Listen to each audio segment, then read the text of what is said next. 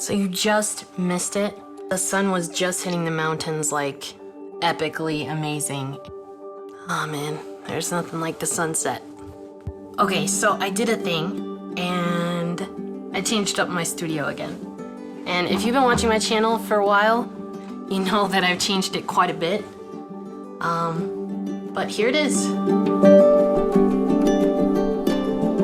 The truth is that having a space like this is something that was a big dream of mine ever since I was little. I always wanted to have some sort of musical room. I later, through developing through music, realized I wanted it to be a recording studio, and then I started doing YouTube videos, and then I started producing music, and this is what it's turned into. And honestly, it's just kind of surreal that, you know, I'm in my house, in my home studio, making a video about making a song and just having a great time. Whether you just subscribed or you subscribed a long time ago, thank you so much for your support. It really makes a big difference and it allows me to make more content for you guys. So thank you so much. I never thought I would have something like this, and I have it here in the comfort of my own home, and I am so grateful.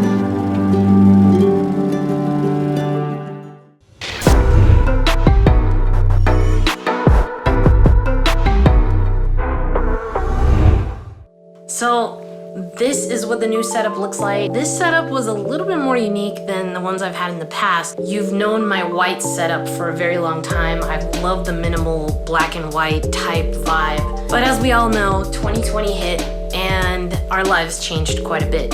And so I found myself having to work a lot from home within my home studio. With that came a lot of changes to the functionality of this room. It's one of those things that's never ever actually finished, but for now it's working. I still have some things that I have in mind for this space.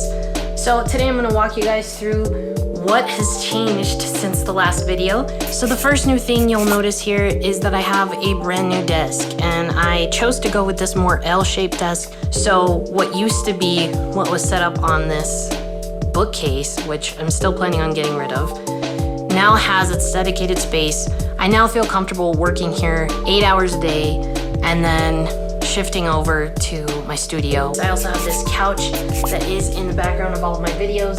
This makes it a lot nicer to kind of just have a chill spot. Actually just sitting here coming up with ideas, or my husband actually spends quite a bit of time on this couch just kind of hanging out with me, and yeah, really like this. These monitors are the same monitors I've had since 2012, so it's been a long time with these monitors and I love them. I don't feel like I've outgrown them. It's got the lower frequency responses that I like, and these stands are incredible. They're super sturdy and they just kind of mount to your desk. Absolutely highly recommend them. One thing I also got in the last year was this articulating arm by Blue, and I absolutely love this thing because one, it hides the cable really well. It's a great way to just get my recording mic and ideas in really quickly, move it out of the way. Now I don't have to worry about a stand on the floor, taking up more space around everything. And then of course, I've got my Aperture 120D, which is my main light. I have it here kind of shoved in this corner. This closet door loses a little bit of functionality because the light is there, so I am looking at some alternative solutions to mounting this light. However, for now, it works great. And then this ring light, you've seen it in other videos, but this is my fill light and kind of hair light. A lot of you guys ask me how I actually record the audio when I'm talking in my videos. Right now I'm using an on-camera mic, but typically I have this boom mic with a shotgun microphone that's like really close to my mouth so that I get some clean audio. And I record that audio into my H4n Zoom.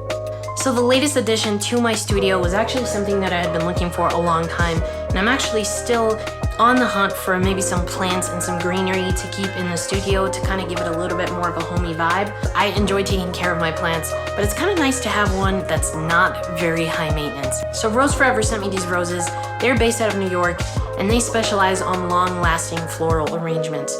So these roses right here are gonna last me at least a year, and it's just a nice little classy touch to my studio. And they're made with 100% fresh flowers. They use oils and things like that to preserve the actual flowers. So they stay looking fresh. They come in different colors, they come in different shapes, round boxes, square boxes. Check them out, super, super cool company. And just a nice way to add a little special something to your studio. The last thing I want to show you in my studio is my closet. So this is what my closet looks like right now. Basically, I have this little mini fridge, which I used to have plugged in, but then I realized it makes a little bit of noise. Usually I would keep some guava juice up in there because that's what I love to drink, but it makes too much noise. So right now it's just there for decor. And then I set up this panel with some of the things I use often, kind of a charging station with batteries, my gimbal, everything goes into this power source, and then I've got this temporary light in here until I figure out a better light solution. Now, this is not a DIY channel, but I'm sure you guys are curious how I hung my light stands on the inside of my door. Basically, I got these broom holders from the 3M tape. I found out it's actually perfect to put my stands in there. So when I'm not using my ring light, I actually hang it inside of this door, but my other light stands go here, along with my tripod and all of my bags. Now that I've shown you my new setup, I think it's time to just cook up a beat in this new setup.